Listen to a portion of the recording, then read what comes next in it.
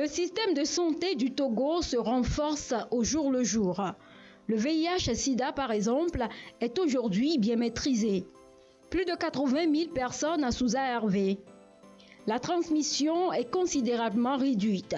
Pour la tuberculose, 2500 personnes sont sous traitement et en ce qui concerne le paludisme, plus de 5 millions de personnes ont bénéficié de moustiquaires en 2020.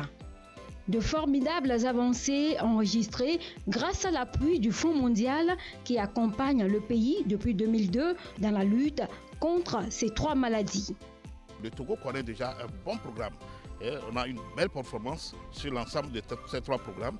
Mais cette fois-ci, il faut avoir des stratégies nouvelles, innovantes, et qui sont basées d'abord sur la performance de nos programmes nous-mêmes, et puis sur l'acte humain, et disons à peu près sur les nouvelles orientations. Pour la période 2023-2025, le Fonds mondial a annoncé l'octroi d'une enveloppe financière d'environ 113 millions d'euros, soit un peu plus de 74 milliards de francs CFA.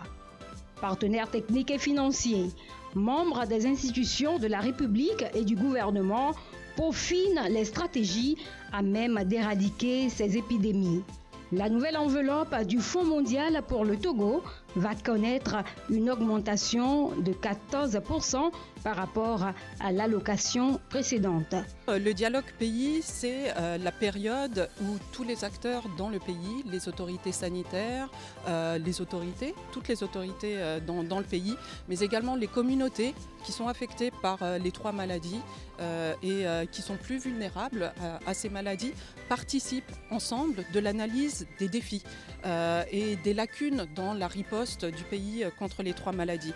Et une fois qu'on a identifié ces lacunes, on va élaborer ensemble des stratégies pour véritablement surmonter ces goulots d'étranglement et atteindre nos résultats. Les perspectives de lutte contre le VIH-Sida, la tuberculose et le paludisme au Togo nécessitent une mobilisation optimale de toutes les parties prenantes et une synergie d'action.